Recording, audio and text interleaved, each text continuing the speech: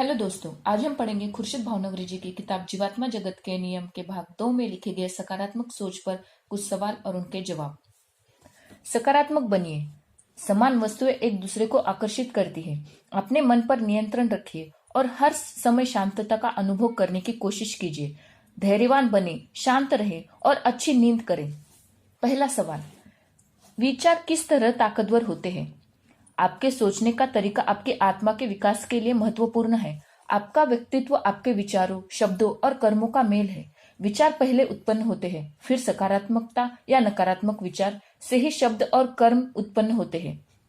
इसीलिए सकारात्मक सोच होना बहुत ही महत्वपूर्ण है। अंततः सारे विचार ऊर्जा उत्पन्न करते हैं। इसीलिए इस बात के प्रति सतर्क रहिए कि आप किस प्रकार की ऊर्जा निर्माण कर रहे हैं। पहली बात यह समझने की कोशिश कीजिए कि पृथ्वी पर लोग नकारात्मक क्यों बन जाते हैं। नकारात्मकता किसी आत्मा का अपना लक्षण हो सकता है अथवा यह वास्तविक जीवन में गलत प्रशिक्षण के कारण भी विकसित हो सकती है। लेकिन मुख्य रूप से मनुष्य तब नकारात्मक हो जाता है जब उसे वह नहीं मिलता जो वह चाहता है। सकारात्मक चिंतन की ओर पहला कदम है इस तथ्य को स्वीकार करना कि समस्याएं हर हाल में होगी। जिन लोगों को देखकर ऐसा लगता है कि उनकी कोई समस्याएं नहीं है, वे या तो समस्याओं का सामना अच्छी तरह से कर रहे होते हैं अथवा उनसे दूर भाग रहे होते हैं। नकारात्मक चिंतन वह मुख्य कारण है जो बहुत से लोगों के आध्यात्मिक यात्रा को संपन्न नहीं होने देता।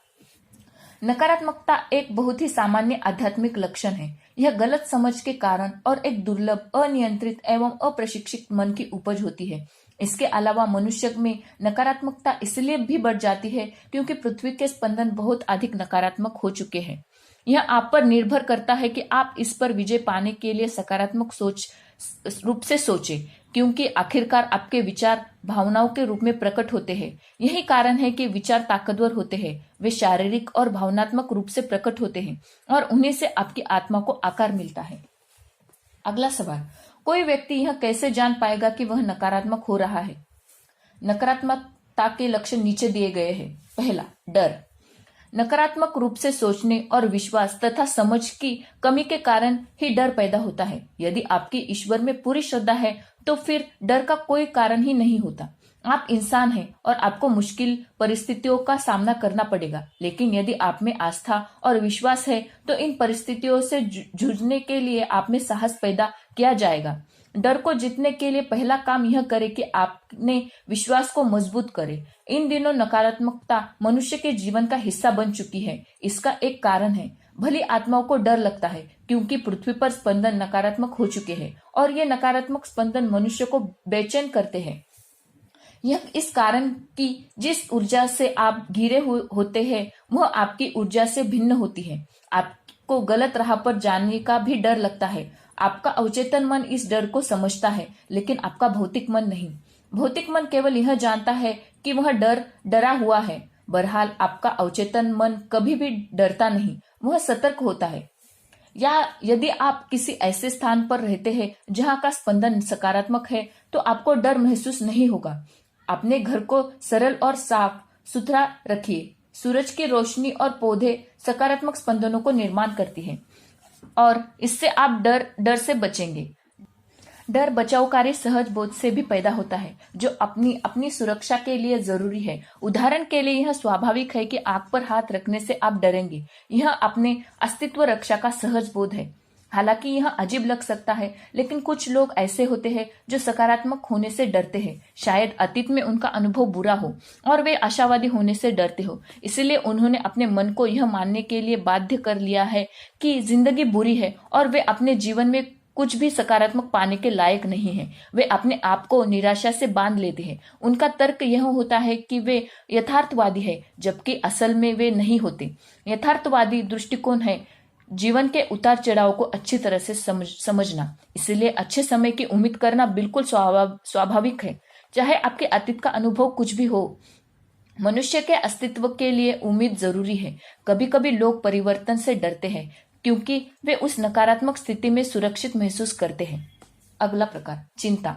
लगातार चिंता आपको निम्नतम स्तर पर ले जाती है। लोग चिंता इसलिए करते हैं क्योंकि उनका विश्वास खो गया होता है और वे परिणामों के साथ खुद को अधिक जोड़े लेते हैं।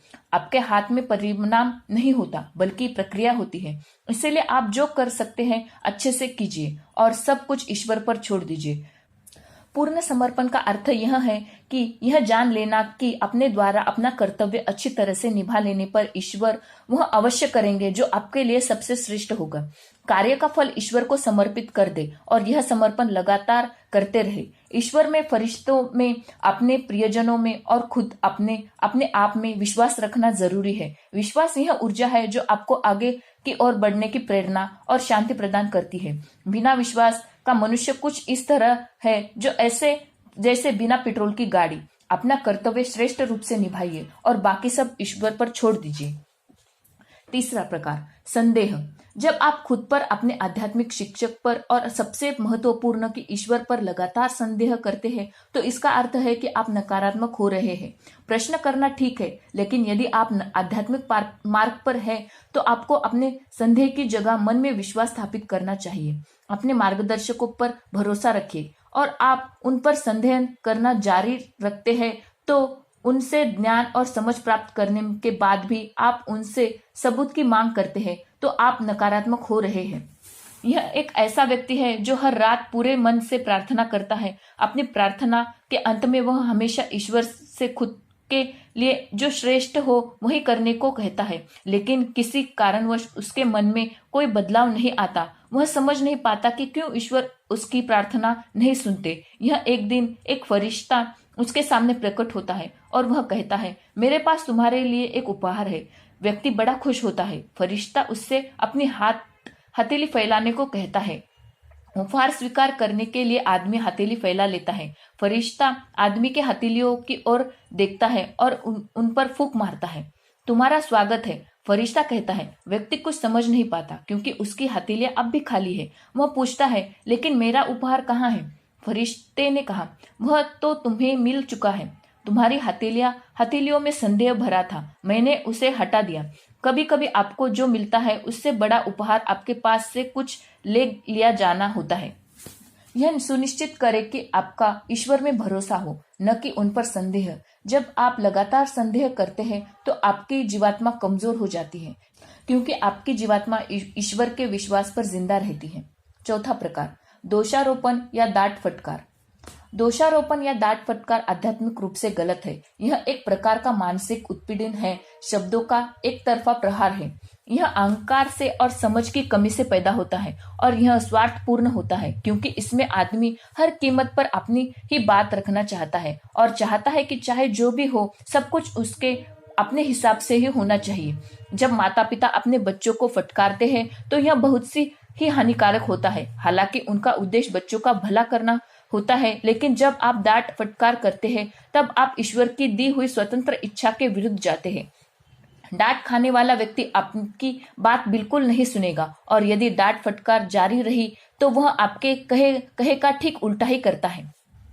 प्रकार 5, लगातार शिकायत करना और दुखी रहना। नकारात्मक प्रवृत्ति के लोग खुशी का मतलब नहीं जानते। यदि आप जीवन भर शिकायत और विलाप करते रहते हैं और आप अपनी और दुखों को निमंत्रण देते हैं, कुछ लोग सहानुभूति दिखाकर इस प्रवृत्ति को दूसरों में बढ़ावा देते हैं। अपने आशावादों का सम्मान करना महत्वपूर्ण है। सकारात्मकता पर जोर डालिए, नकारात्मकता पर नहीं। प्रकार 6, जरूरत से ज्यादा समस्याओं का बोझ उठाना।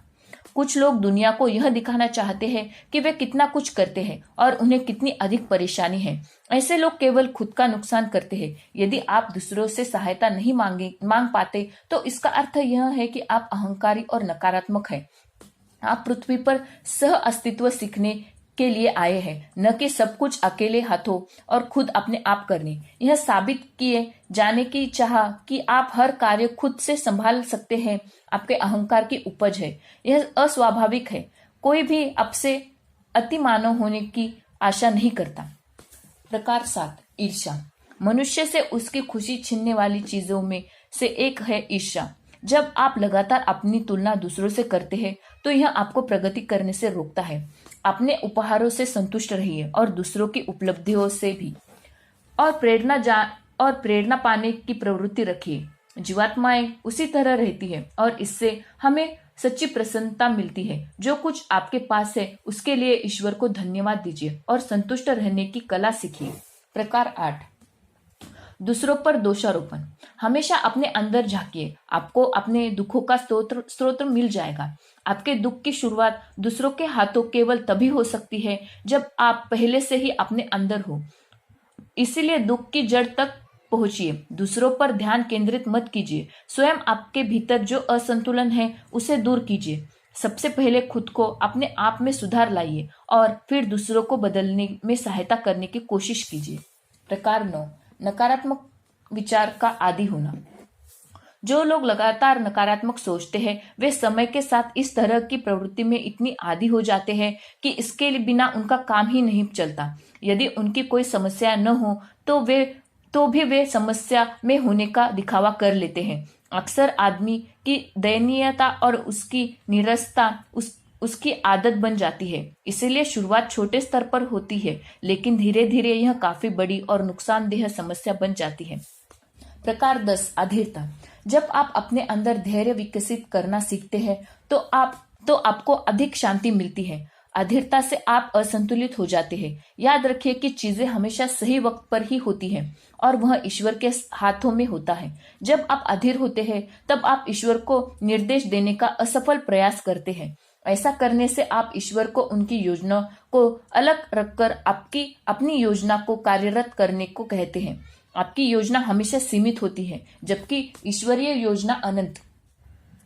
अगला सवाल, नकारात्मकता हमें शारीरिक, भावनात्मक और आध्यात्मिक रूप से किस प्रकार प्रभावित करती है? नकारात्मकता कई लोगों की आदत और उनकी जीवन शैली बन जाती है। यदि जीवन में सब ठीक हो तब भी वे निराश, सनकी, कठोर और पराजित अनुभव करने के इतने आदी हो जाते हैं कि वे लगातार ऐसी ही ऊर्जा को प्रक्षेपित करते हैं। समान चीजें एक दूसरे को आकर्षित करती है, इसीलिए नकारात्मक लोग नकारात्मक लोगों और परिस्थितियों को आकर्षित करते हैं और यह उनकी आत्मा के लिए बहुत ही बुरा होता है। नकारात्मक प्रवृत्ति से छुटकारा पाइए और इसकी जगह सकारात्मकता का विकास कीजिए। बदलाव से डरिए मत। नकारात्मकता के दुष्प्रभाव इस प्रकार है। पहला प्रकार, आपके फैसले गलत होते हैं। नकारात्मक होने पर आपके फैसले गलत हो जाते हैं। इसका दैनिक जीवन में आप जो फैसले करते हैं उन पर प्रभाव पड़ता है और आध्यात्मिक रूप से आप नीचे गिरते हैं। दूसरा प्रकार, आप छोटी छोटी खुशियां खो देते हैं। छोटी छोटी खुशियों के साथ जिंदगी आपकी प्रतीक्षा कर रही होती है। जब आप नकारात्मक होते हैं तब इन खुशियों को आप देखकर भी नहीं देख पाते और उन्हें स्वीकार नहीं कर पाते। यदि आप नकारात्मक हैं तो आप अपने अवचेतन मन के निर्देशों को भी नहीं सुन पाते जो आपको इन खुशियों की ओर ले जाना चाहता है। समय के साथ आपकी ऊर्जा इतनी सहायक हो जाती है कि रोशनी की प्रकृति रहने वाली यह खुशियां आप तक नहीं पहुंच पाती। समान चीजें एक दूसरे को आकर्षित करती हैं। इसीलिए ऐसी स्थिति में आप खुशियों के बजाय समस्याओं को ही अपनी ओर आकर्षित करते हैं। प्रकार 3, लोग आपके असंतुलन को भाप लेते हैं। विनम्रता की तरह सकारात्मकता भी मनुष्य की एक स्वाभाविक अवस्था है। भले लोग आपके चारों ओर के नकारात्मक स्पंदनों को महसूस कर लेते हैं, उन्हें असहज महसूस होता है और वे आपके साथ अधिक समय बिताना नहीं चाहते क्योंकि आपके निर्णय गलत होते हैं। इसीलिए आप यह समझने के लिए असफल रहते हैं कि ऐसा क्यों हो रहा है और आप अपने अंदर के असंतुलन को समझने के बजाय दूसरों के प्रति नकारात्मक बन जाते हैं। प्रकार 4, आपका स्वास्थ्य प्रभावित होता है। विचार बहुत ही शक्तिशाली होते हैं। आपके विचार और आपकी भावनाएं हमेशा शारीरिक तौर पर प्रकट होती है। नकारात्मक विचार और भावनाएं बीमारियों अथवा चोट के रूप में प्रकट होती है। यदि आपके अंदर कड़वाहट और गुस्सा भरा है तो इसका प्रभाव आपके शरीर पर होगा। खुद को अथवा दूसरों को क्षमा कर पाने की आपकी अक्षमता आपकी अस्वस्थता के रूप में प्रकट होती है। क्षमा करने से आरोग्य प्राप्त होता है और क्षमता आपके भले के लिए होती है, आपके विकास के लिए जरूरी है। प्रकार 5, आप अपनी परीक्षा में असफल होते हैं। अधिकतर लोगों को मुश्किल परिस्थितियों में सकारात्मक बने रहने की मूल परीक्षा से गुजरना पड़ता है। वे परिस्थितियां व्यक्ति के कर्म के कारण बनी न हुई भी हो, बल्कि ये उसकी जीवात्मा की परीक्षा अथवा उसका प्रशिक्षण हो सकती है। यदि वे नकारात्मक रूप से प्रक्रिया दे और इस संपूर्ण प्रक्रिया से शिकायत करते हुए और खुद के बारे में अफसोस महसूस करते हुए गुजारे तो ऐसी परिस्थितियां तब तक बनी रहती है जब तक कि मनुष्य सबक न सीख ले। मुश्किल समय में सकारात्मक बने रहने की प्रक्रिया सीखना आपकी परीक्षा है, न कि वह परिस्थिति। आप इस प्रक्रिया से होकर किस प्रकार गुजरते हैं यह महत्वपूर्ण है। उदाहरण के लिए बीमार होना कोई नहीं चाहता, लेकिन यदि आप ऐसे मनुष्य हैं जो अपने बीमार होने पर शिकायत करते हैं और इस कारण अपने आसपास के लोगों को मुश्किल में डालते हैं, तो आपको यह एक पाठ सीखने की आवश्यकता है कि आपकी बीमारी के दौरान आपको सकारात्मक बने रहना चाहिए और दूसरे लोगों द्वारा की गई सहायता के लिए धन्यवाद देना चाहिए। बीमारी के दौरान सकारात्मक रहना आपकी परीक्षा है। दूसरी परीक्षा डर को लेकर हो सकती है। यदि आप स्वास्थ्य प्रमाण पत्रों से भयभीत हो जाते हैं तो आप ऐसे परिस्थितियों में आते हैं जिनमें आपको औषधि जांच बार बार करवानी पड़ती है। आपके लिए परीक्षा यह है कि आप पूरी प्रक्रिया के दौरान निडर बने रहे। प्रकार 6, जरूरत से ज्यादा विश्लेषण। अपने अंदर झांकना अच्छी बात है, लेकिन जब आप अति विश्लेषण करने लगते हैं तो आप गतिशील नहीं रहते। आप मंथन ही करते रह जाते हैं और वास्तव में कुछ नहीं कर पाते। परिस्थितियां का आप जरूरत से ज्यादा विश्लेषण करते हैं और आप उसे स्वीकार नहीं कर पाते, नहीं आप अगला कदम उठाकर आगे बढ़ पाते हैं। प्रकार 7, आप अपने अवचेतन मन को कमजोर बनाते हैं। नकारात्मक विचार केवल भौतिक मन से ही आते हैं। अवचेतन मन मुश्किल परिस्थितियों में भी सकारात्मक दृष्टिकोण से चीजों को देखता है। इसीलिए जब आप नकारात्मक विचारों को महत्व देते हैं तो आप अपने अवचेतन मन के बजाय भौतिक मन का चयन करते हैं। भौतिक मन को वह मिल जाता है जो वह चाहता है। इस तरह आप उसे बिगाड़ते हैं और आपका अवचेतन मन उपेक्षित रह जाता है। अगला सवाल, नकारात्मक व्यक्ति अच्छे के लिए खुद को किस तरह बदल सकता है? एक बड़ा ही आसान शब्द है जो आपको जीवन के हर क्षेत्र में गलत करने से रोकने के लिए आपका बहुत साथ निभाता है। नियंत्रणा। अपने भौतिक मन को नियंत्रित और प्रशिक्षित कर अपने विचारों को नियंत्रित करें। जिस क्षण आपके मन में कोई नकारात्मक विचार प्रवेश करे उसका विश्लेषण न करें, इससे तुरंत छुटकारा पा ले। अपनी आदत के कारण आप ऐसे विचारों को अपना समय देंगे, लेकिन आपको यह आदत बदलनी होगी। शुरू में यह मुश्किल हो सकता है। जब आप अपने नकारात्मक विचारों से छुटकारा पाने की कोशिश करेंगे तब आपके अंदर एक डर की भावना भी आ सकती है। अगर मैंने इसका विश्लेषण नहीं किया तो क्या होगा, अगर ऐसा हुआ तो क्या होगा, अगर आप यह बताएं कि चिंता मनुष्य को कौन सा फायदा पहुंचाती है। यह पूरी तरह हानिकारक है। इसलिए नकारात्मक विचारों को नियंत्रित रखें। आपका पहला कदम यही होना चाहिए। अगला कदम जो अधिक महत्वपूर्ण है यह है कि नकारात्मक विचारों की जगह सकारात्मक विचारों को अपनाया जाए। सकारात्मक होने का अर्थ है चीजों की उच्चतम प्रकृति, उनके असली स्वरूप को समझना। आपका रास्ता चाहे कोई भी हो, इसे आध्यात्मिक दृष्टिकोण से देखना सीखे। इससे आपको समस्याओं को सामना कर पाने में सहायता मिलेगी, क्योंकि आप में यह समझ आ जाएगी कि वे महत्वहीन हैं। समस्याओं से सामना होने पर आप मानसिक और शारीरिक तौर पर पूरी तरह से व्यस्त रहिए। समस्याएं कभी आपका रास्ता नहीं रोकती, वे तो खुद आपका रास्ता है। खुशियां और समस्याएं दोनों ही जीवन यात्रा के अंग है। जब आपको निराशाओं का सामना करना पड़े उस समय आप सकारात्मक कैसे रह सकते हैं, इसका उपाय है कि आप जान ले कि निराशाएं शिक्षा प्राप्त करने की प्रक्रिया के अंग है। इसलिए मन में बिना अपेक्षा पाले कार्य करें। आशा को जीवित रखना बड़ी सुंदर चीज है और उसे हर हाल में जीवित रखना चाहिए, लेकिन अपेक्षा एक मांग है जो आपके अहंकार से पैदा होती है। आशा परिणामों के विषय में नहीं होती। आशा का अर्थ है आप संपूर्ण प्रक्रिया के दौरान सकारात्मक बने रहे और यह भरोसा रखे कि परिणाम जो भी होगा आपके विकास के लिए श्रेष्ठ होगा। हमें परिणाम ईश्वर पर छोड़ देना चाहिए और कर्म के संपूर्ण प्रक्रिया के दौरान सकारात्मक और आशावान रहना चाहिए। आशा वह है जो आपकी जीवात्मा को जीवित रखती है। अपेक्षा आपकी जीवात्मा पर दबाव डालती है। यदि आप ऐसे व्यवसाय में हो जिसे आप पसंद नहीं करते तो यह सकारात्मक होने का अर्थ है यह समझना कि हो सकता है कि यह आपकी परीक्षा हो और आप अपने कर्मों का ऋण चुका रहे हो। शायद आपको अपनी राह में आने वाली किसी अच्छी चीज का सामना करने की आवश्यकता हो, अथवा शायद आप उस व्यवसाय में कुछ ही समय के लिए हैं। ताकि आपके द्वारा दूसरों की मदद हो सके। जब आपको कोई अपना आपसे बिछड़ता है तो यह स्थिति आपके लिए बड़ी दुखद हो सकती है। ऐसे में टूट जाना स्वाभाविक है, लेकिन जीवात्माएं नहीं चाहती कि आप उनसे उनके लिए विलाप करें। यदि वे भली आत्माएं हैं तो वे अच्छे स्थान में होगी, इसीलिए आप अपने मन को स्वस्थ करें। यह ध्यान रखें कि आप खुद को हर प्रकार से स्वस्थ रखने का हेतु रखें, क्योंकि यही आपके प्रियजन चाहते हैं। जीवात्माएं नहीं चाहती कि पृथ्वी की आत्माएं जीवन भर शोक मनाती रहें। आपके हाथ कटने पर खून बहता है, लेकिन समय के साथ घाव भर जाते हैं। दुख के साथ भी ऐसा ही होता है। भले ही मनुष्य दुख का सामना करता है, लेकिन समय के साथ उसके घाव भर जाते हैं। जीवात्मा जगत में आकर हम खुश हैं, हम जीवित हैं और ठीक है। सबसे बड़ी बात यह है कि हम अब भी आपके साथ हैं। हमें आपको इस बात का यकीन दिलाना है।